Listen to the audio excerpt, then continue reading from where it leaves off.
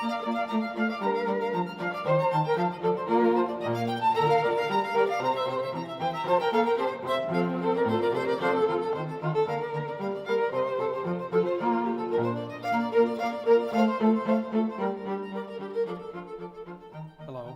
my name is Owen Eagan, and I am the West Hartford Probate Court Judge. We are here tonight on the program entitled The Probate Court and You. Tonight's topic is trusts and the use of trusts in estate planning. With us here tonight is Barbara Taylor, an attorney at Reed & Riga. She has 20 years experience in the legal field. She is an expert in trusts and estates, and she is here to help us discuss this topic. Welcome, Barbara. Thank you for having me, Judge Eagan. Thank you. Before we start talking about trust, I wanted to tell you a little bit about the probate court and its background. There are 54 probate courts in the state of Connecticut. They are regional courts. West Hartford happens to be its own region, and therefore we are one regional court. We're very lucky in that respect. The probate court deals with issues concerning topics such as adoptions, trusts, decedents' estates, conservatorships, guardianships, termination of parental rights, and the list goes on. And of course, we also deal with trusts. The probate court is operated here in the West Hartford Town Hall on the 3rd floor. Our offices are open from 8:30 to 4:30, Monday through Friday. Please stop in and visit the court, and please ask any questions of our friendly and helpful staff. There are many brochures and pamphlets that you can pick up which provide you information about the various things that the probate court does. Yeah. So, without further ado, we'll start to talk a little bit about trusts. Barbara, what is a trust? So a trust is simply a legal arrangement where an individual, typically called a donor or a settlor or a grantor, transfers assets to an individual called a trustee or an institution that is serving as trustee that's for the benefit of the person who's known as the beneficiary, which could be the grantor or donor himself or someone else. Can you tell us why a person might employ a trust in their estate plan? So people use trusts for a variety of reasons. Oftentimes people use trusts during their lives as an asset management vehicle. Sometimes people use it for planning for incapacity. Oftentimes people create trusts for the purpose of transferring assets in a controlled vehicle at death for asset protection purposes for their loved ones. Sometimes they want to control the ultimate enjoyment of the asset. So in something like a second marriage situation, they want to give someone the use of the funds during their lives, but they want to control the ultimate beneficiaries to be their children or their relatives. Also, there's trusts for special needs beneficiaries, people who are disabled or receiving benefits under programs with the state. Oftentimes there are special types of trusts used for those types of beneficiaries. Trusts are often used simply for minor beneficiaries to prevent someone who is either a minor or of a young age and not responsible yet from inheriting too early in life. So those are just some examples of uses of trusts. Also, there's tax planning uses, of course, as well for people who have taxable estates who want to either reduce their taxable estate or for having spouses who want to use their benefits, the exemptions for each of the spouses to the maximum extent allowable. Thank you. What's the difference between a living trust and a testamentary trust?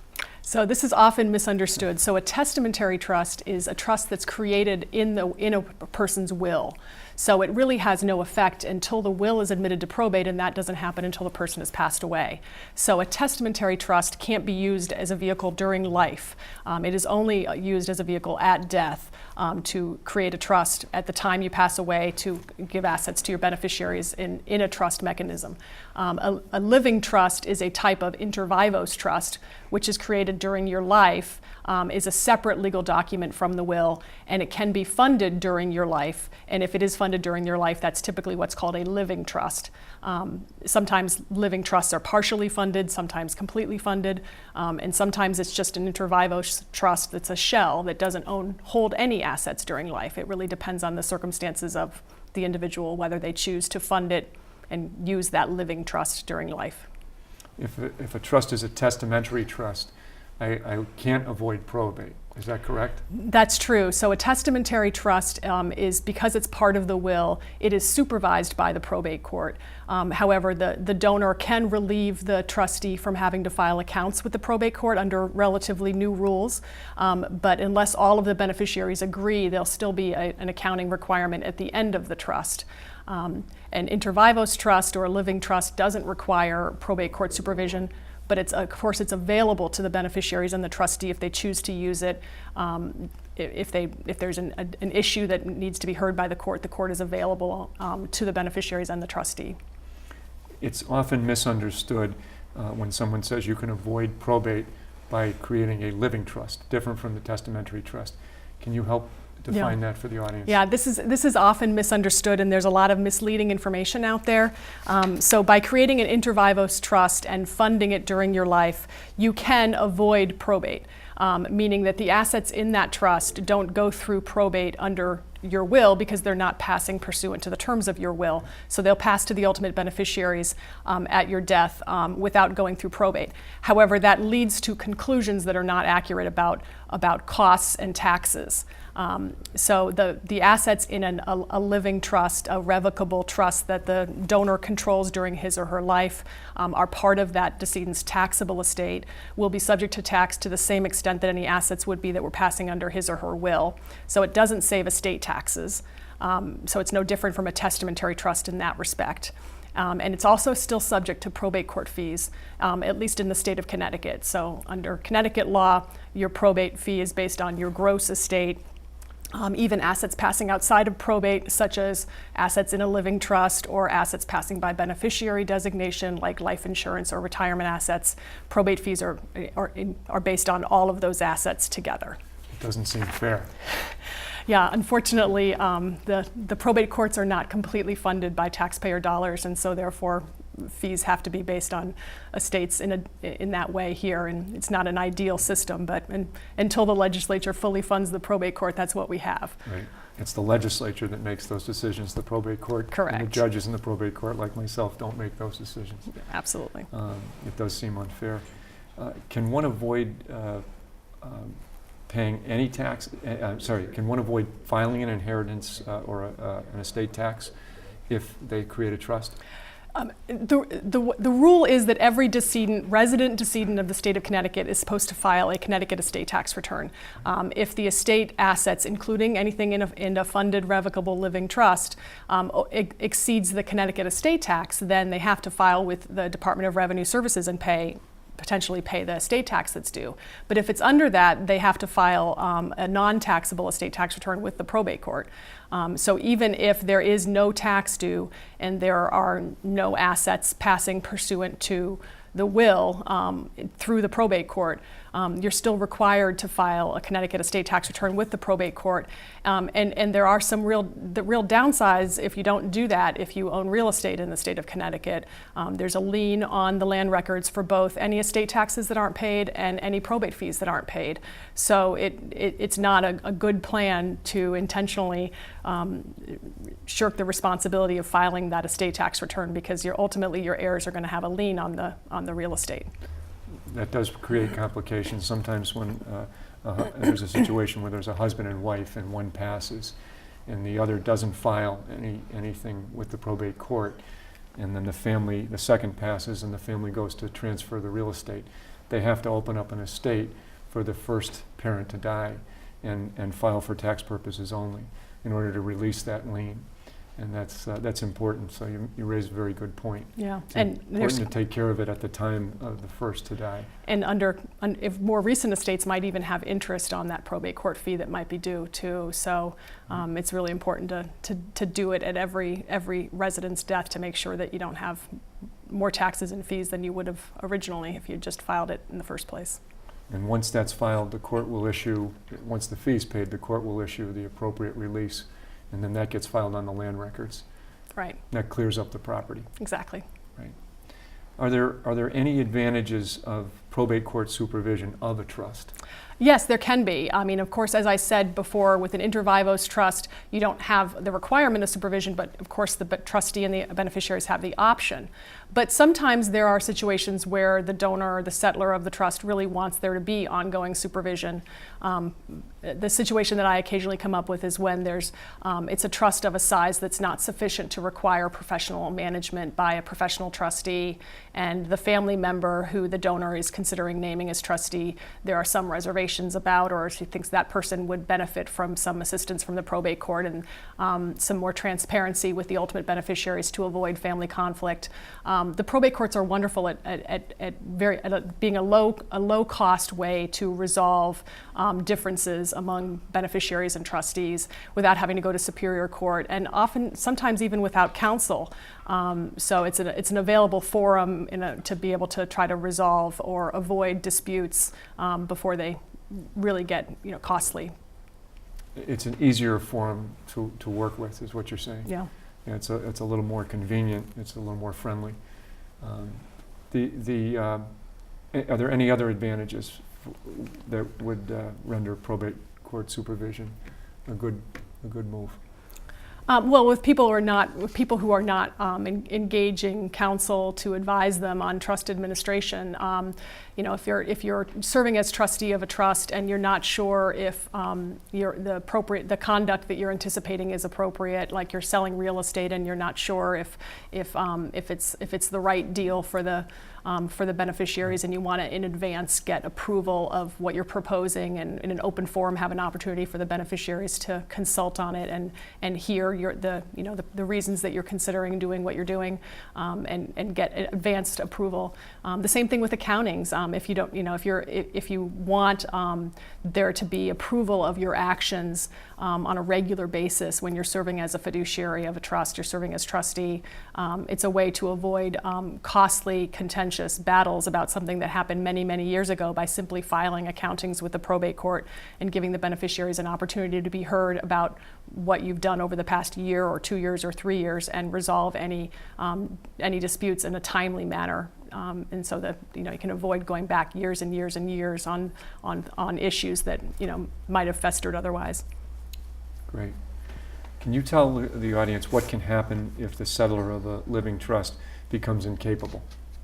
So it really depends on the terms of the trust. A well-drafted trust instrument, a trust agreement, will anticipate that the original trustee is probably not going to live the life of the trust. Oftentimes the original trustee is the donor or the grantor of the trust, and of course they're anticipating that the trust will continue after their death, at least to distribute to beneficiaries, if not longer. Could be continuing in trust for beneficiaries. So a well-drafted trust will name the successor trustee and hopefully even go beyond that, or include a method of appointing successor trustees. A lot of trusts give the beneficiaries the power to appoint successor trustees. But if all else fails, it's yet another useful way to resolve the issue with the probate court. So the beneficiaries can petition the probate court to name a successor trustee if the trust doesn't have an alternate way of getting that done. If a person has a living trust, does this person still need a will? Yes, and this is where, living trusts are often called will substitutes. And to some extent, that's sort of a misnomer because people tend to think that means they don't need a will. And in my experience, it's almost impossible to fully fund a trust during your life. I rarely have a situation where a person really needs to fully fund their trust during their life. Occasionally it does happen, and I do sometimes do it, but it's hard to get everything you own in your trust during your life. Oftentimes there are refunds after a person passes away for things they're paying on a routine basis, and those are issued to their estate after they die, and they need to open an estate or at least do a short form procedure with the court to transfer those assets. Oftentimes there are things that you miss, like unclaimed property, so it's very hard to fully fund your trust. So you need what's called a pour over will in addition to your trust. So any assets that would pass through probate go through your will to the trust. So basically that's just scoops up any of the other items that haven't been deposited into the trust, and it puts them into the trust. Exactly. And that's just in case you purchased something or you didn't put it in the trust at the appropriate time. Or you just decided not to fully fund your trust, and you left some things out of the trust intentionally. Okay. Can you save taxes by creating a trust? You mentioned that earlier in the program. Yeah, so you can, but it's not what people often think. So people often are misled into thinking that if they create a living trust and put their property in it, it avoids estate tax, and we talked about that already. That doesn't work. However, some people do create certain types of trust in order to save estate tax. One example of that is married couples. In Connecticut, each couple has their own, each individual of a couple has their own estate tax exemption. And if you don't use it, you lose it. And gifts to spouses are completely exempt from the tax. Unlike the federal tax, there's no portability of the Connecticut estate tax. So oftentimes spouses will each create their own trust to hold assets, hopefully of a size sufficient to use their estate tax exemption if they die first, in order to leave a trust for the benefit of their spouse that's not included in the spouse's taxable estate, to maximize their estate tax exemptions. The other way trust can save estate tax is the use of irrevocable trust, which we haven't really talked about so far. Most of what we talked about so far is revocable trust, meaning the donor can amend or terminate the trust at any time while he or she is living incompetent. But irrevocable trusts are not amendable or revocable by the grantor. And those types of trusts are usually intended to make a completed gift out of the taxpayer's estate in order to get property out of their estate. It's usually getting the appreciation of property they anticipate will appreciate substantially in the future. The donor is usually not a beneficiary of that type of trust. If they are, it's usually defeating the purpose of getting it out of his or her estate. But sometimes there's ability to use valuation issues to leverage gifts over time to reduce one's taxable estate. Those are fairly complicated matters that you've been discussing. For people with significant estates. Yeah. You mentioned earlier in your answer that there's an exemption that each of us has. The exemption just went up in the state of Connecticut. Can you tell the audience what that is? Yeah, so the Connecticut estate tax exemption had been $2 million for many years. Back in last year's budget, the estate tax exemption is going to go up over time. So this year it's gone up to $2.6 million. Next year it's supposed to go up to $3.6 million. And eventually it's supposed to be up to the federal estate tax exemption, which also went up after the Connecticut estate tax exemption went up. So it remains to be seen where Connecticut ends up. If they end up at the historic estate tax exemption, federal exemption, which was $5 million, indexed for inflation around 5.6, but it was just doubled for 2018 to approximately 11.2. And right now, with no change in the law, Connecticut will get there.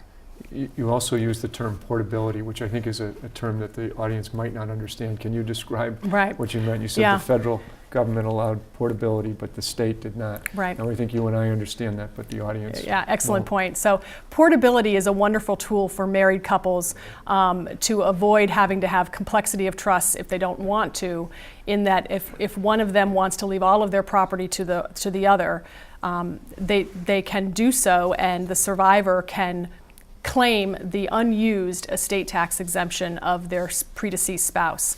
So under current tax law, if I pass away, my husband can claim my 11.2 estate tax exemption on a federal estate tax return upon my death, and he still has his own $11.2 million exemption. He will have both exemptions now available to him.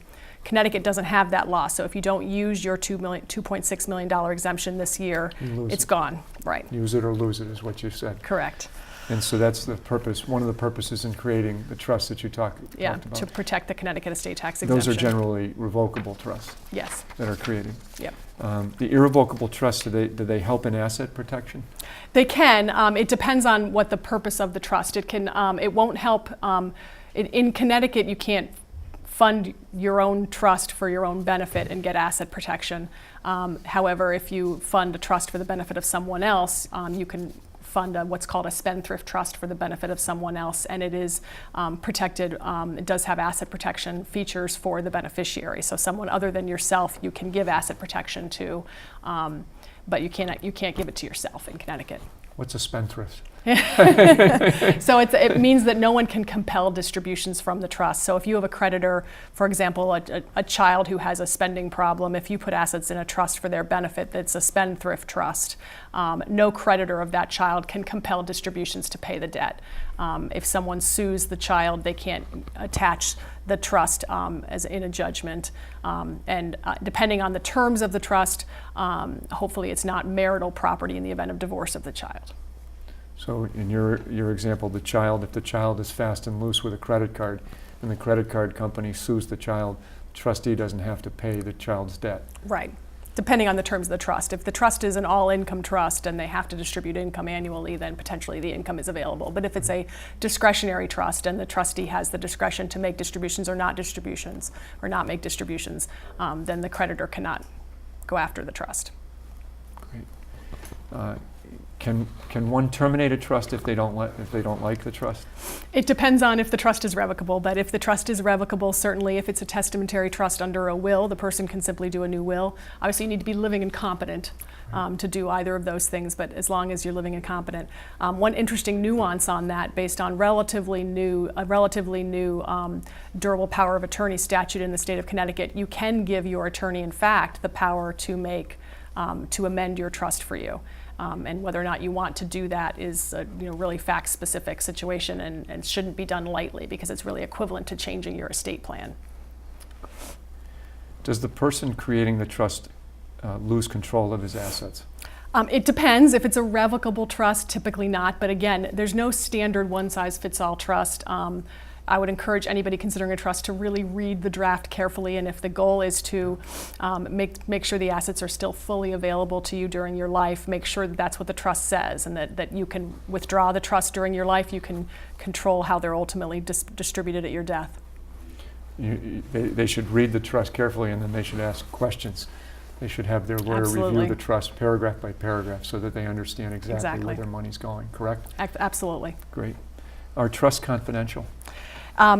So it depends on the type of trust again. So there's public trusts and there's private trusts. So that goes back to the testamentary versus the inter vivos. So a testamentary trust, of course, is private during your life. It's your will, and you can revoke your will or do a new will at any time, and it's not on register anywhere. But once you pass away and it's filed with the probate court, that's now a public document. And so if there's a testamentary trust in your will, that trust document is a public document and is not confidential or private. If you have an inter vivos trust, that is a private document.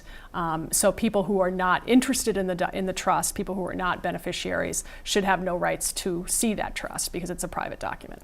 You raise a good point. The public has a right to look at probate files, but there are certain portions of the probate files that are not public, such as tax returns. And if there's an inter vivos trust, then that would not be a public part of the file. Right. But people don't necessarily know that the probate court files are public. What does it cost to create a trust? It really runs the gamut, and again, because there's no standard trust, I've drafted trusts as little as 2 or 3 pages, and those trusts should be relatively modest in fees. However, sometimes trusts can be terribly complicated if there's estate tax issues. So I think I think generally speaking, it's hard to do a trust for under $1,000, but if it's going to cost more than $10,000, you might want to consider getting a second opinion to make sure that you're getting a fair offer. But it should be based on the type of trust and the type of complexity, and it should not be a standard document. It should be something drafted specifically for that person, for their circumstances. And individuals should be really comfortable talking to more than one lawyer and using resources to find out the caliber of who they're talking to, like Martindale-Hubbell, and there are other resources to make sure that you're speaking to someone who knows what they're doing. That makes a lot of sense to get a second opinion. In fact, there's a user's guide in the probate court clerk's office that one can pick up, and it deals with trusts, and it suggests just that. Get a second opinion.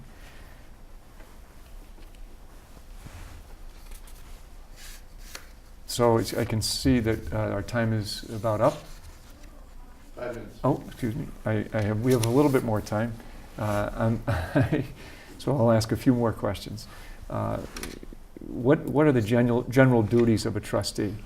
So the trustee is responsible for administering the trust the way the trust is written. So the trustee should be well versed with the terms of the trust and should be following them. He or she should be impartial among the beneficiaries, should work diligently to fulfill his fiduciary obligations. He really is a fiduciary and he has fiduciary obligations to all of the beneficiaries, current and future beneficiaries.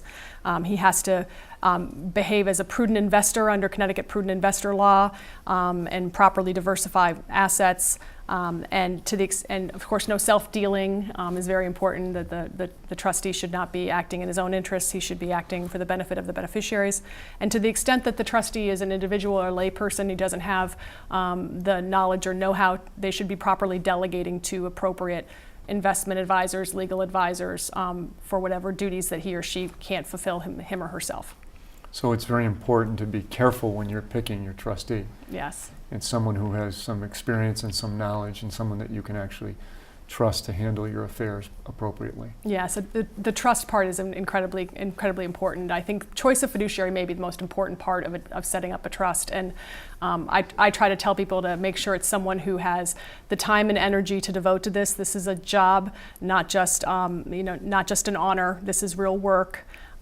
So it should be someone who really has the time and effort and willing to put in the effort, but also someone who's going to treat the beneficiaries fairly, even if they're other family members along with him or herself, and someone who is financially independent and there won't be any isn't at all dependent for his or her support from the trust. So there's no incentive to self-deal.